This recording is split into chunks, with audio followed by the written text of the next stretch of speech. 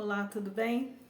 Mais uma vez aqui, trazendo um pouquinho da palavra do Senhor, algo tão precioso, tão maravilhoso que a gente pode estar fazendo toda semana. E para mim é uma alegria estar fazendo esses vídeos, é uma alegria poder levar essa palavra para algumas pessoas. E eu sempre acredito que ouve quem tem que ouvir, recebe quem tem que receber. A vontade não é minha, a vontade é do Senhor. Então eu acredito que tudo que é feito tem um propósito. Hoje eu quero falar um pouquinho sobre o livro de Gênesis, Gênesis 3:8. Todo mundo conhece um pouco da história da criação, como Deus criou todas as coisas.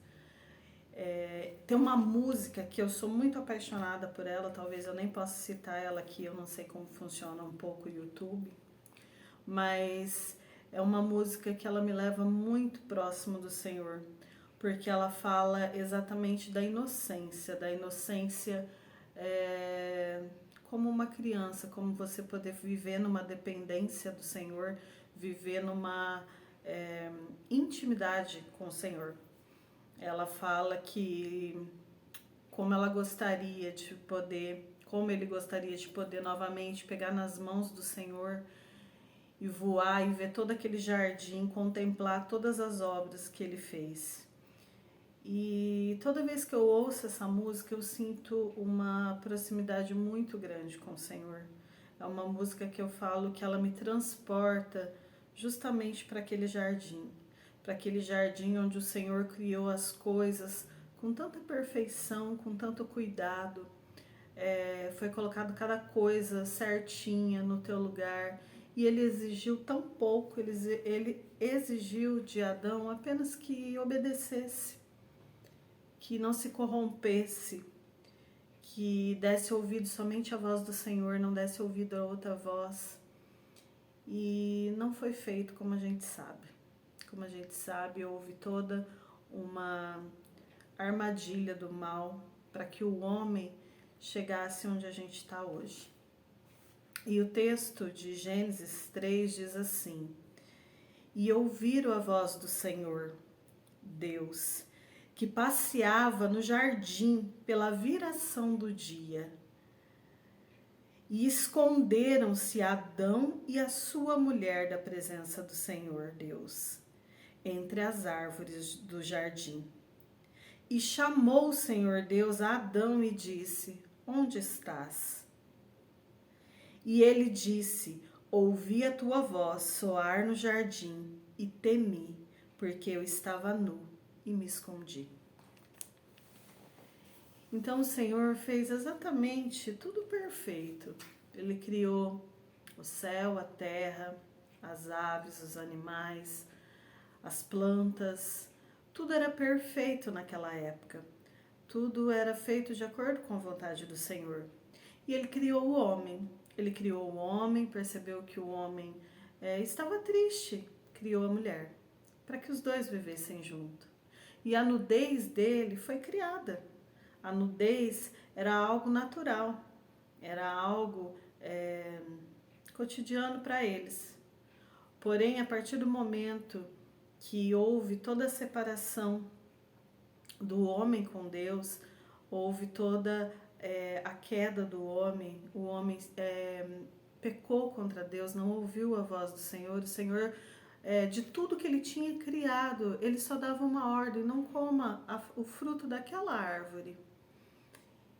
E às vezes eu começo a pensar sobre isso, e não é que Deus não queria que o homem enxergasse as coisas, mas é que ele queria a obediência de Adão. Aquela ali, de todas que eu criei, você pode comer, menos aquela. Aquela lá, ela é separada. Não faça isso. E em desobediência eles vão e fazem. Aí quando eles percebem tudo que eles fizeram, eles começam a temer o Senhor. Eles começam a temer a Deus. A voz de Deus era estrondosa, dava medo. E eu, quando ouço essa música que eu acabei de citar agora, Jardim da Inocência, eu me reporto É como se eu estivesse de mão dada com Deus, exatamente contemplando esse jardim. Esse jardim tão lindo, esse jardim tão cuidado pelo Senhor. E eu começo a me sentir como uma criança que tem a pureza, a inocência, não tem a culpa do pecado.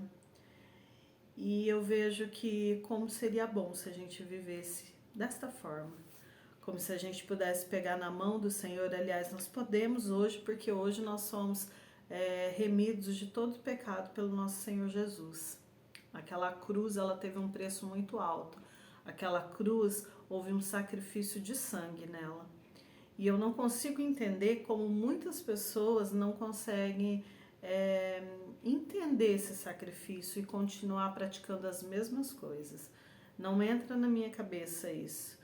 Mas eu ainda estou falando sobre o jardim, aquele jardim que às vezes eu me transporto para ele e eu falo, Senhor, eu quero ser como uma criança, eu quero te amar com o coração de uma criança.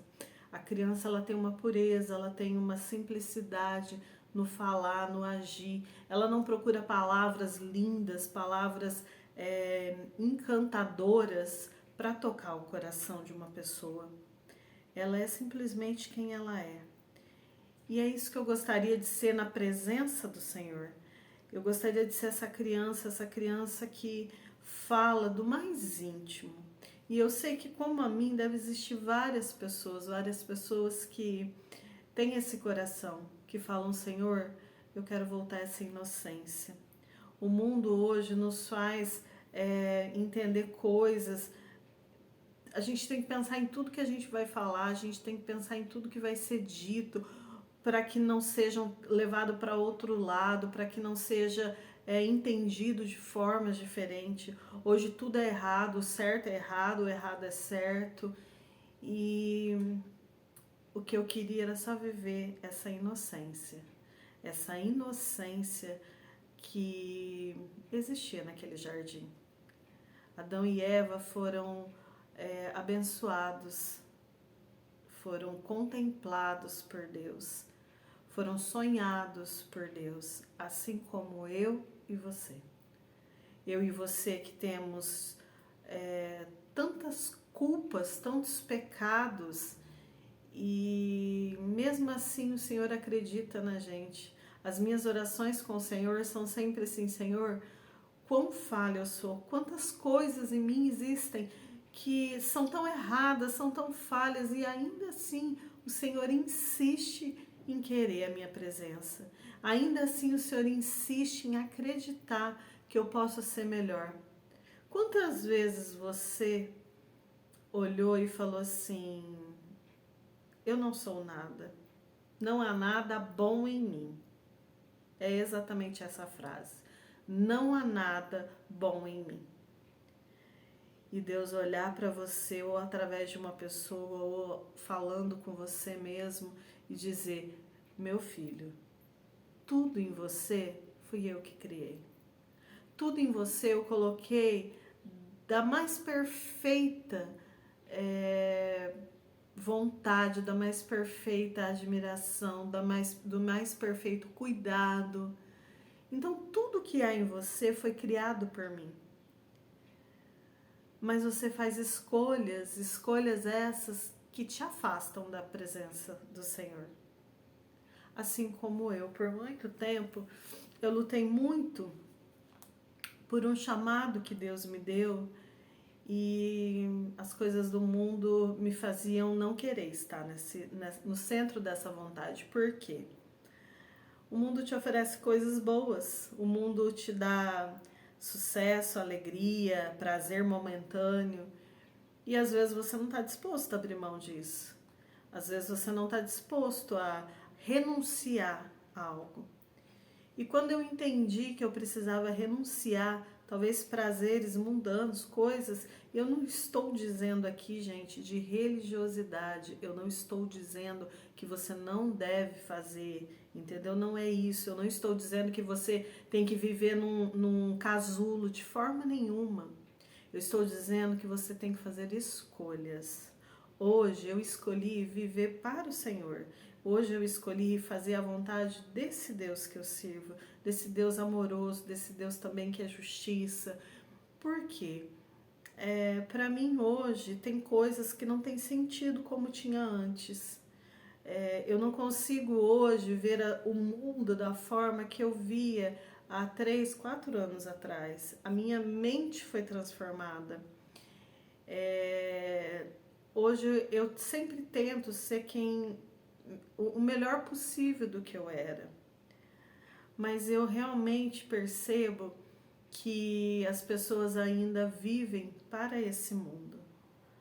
As pessoas querem estar sempre em evidência, as pessoas querem estar sempre em aglomerações. E há algum tempo a gente está sendo ministrado a respeito de comunhão. E a comunhão, ela é necessária no foco certo. A comunhão, ela é necessária, as pessoas têm que viver em comunhão. O Senhor nos manda viver em comunhão. Quando Ele diz que onde 2 ou mais pessoas estiverem, Ele estaria no meio, Ele já está dizendo, quando vocês se reunirem, me buscando com o meu propósito, eu estarei no meio de vocês. É isso que o Senhor diz. Então nós devemos viver em comunhão. Só que a comunhão, ela tem que ser algo que edifica. A comunhão é para fazermos crescer, é para nos capacitar mais, é para trocarmos informações em qualquer área. Eu não estou dizendo especificamente em igreja, eu estou dizendo em qualquer área. No teu trabalho, quando você se reúne com as pessoas que trabalham lá e falam coisas motivacionais, coisas que edificam, coisas que te fazem crescer, ela tem um propósito. É legal, é bacana.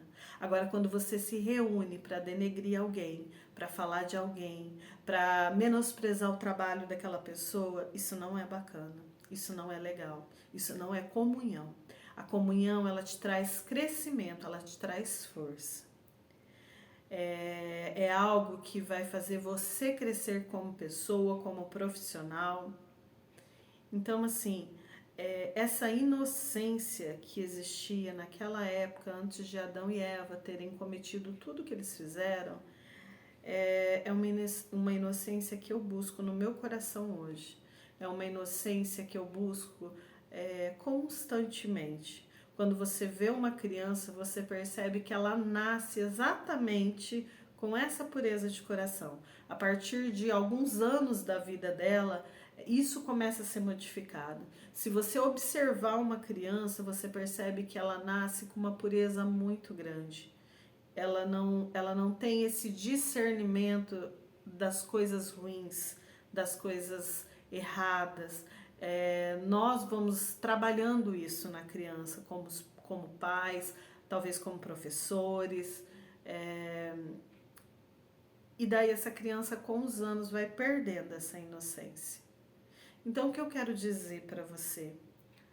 Procura ter um coração como de criança, procura olhar as outras pessoas com o coração de criança, procura se colocar no lugar do outro, procure entender as fases que as pessoas estão passando. Talvez você chega perto de alguém, aquela pessoa está irritada, está nervosa, fala coisas que te machuquem. Respira um pouco, tenta entender o processo no qual ele está passando. Enxerga essa criança, enxerga essa pessoa como uma criança. Dali 2 minutos ela vai estar junto novamente. Você já viu criança quando eles estão brigando? Se você for lá interferir, você está errado. Porque em minutos eles vão resolver o problema e dali a pouco eles vão estar brincando novamente. Mas se você colocar a sua mão de adulto, aquela mão que já está sendo trabalhada há tanto tempo com dores, com frustrações, com tristeza, talvez você estrague aquele momento, naquela fase que a criança está. Então, se coloque como um inocente, se coloque como uma pessoa que está ainda caminhando, engatinhando. Não queira ser adulto. Quando a gente, antes dos 18, a gente quer muito ser adulto, né? A gente quer muito ganhar a liberdade tão sonhada aos 18 anos. quando você tem 18 anos e um dia você percebe que nada disso mudou. Então, assim, tenha um coração de inocente. Tenha um coração diante do Senhor inocente. Peça perdão todos os dias pelos seus pecados. Confesse verbalmente ao Senhor todos os dias os atos pecaminosos que você comete, para que todos os dias possa existir um perdão da parte do Senhor para a sua vida, para que você cresça, para que você faça outras pessoas mais felizes, mais sedentas pela presença do Senhor. É isso que eu desejo para a sua vida hoje. Então eu falei aqui hoje sobre a inocência, sobre a comunhão, sobre o pecado e sobre a confissão. Preste atenção nessas 4 coisas. Tenha um coração inocente como de uma criança.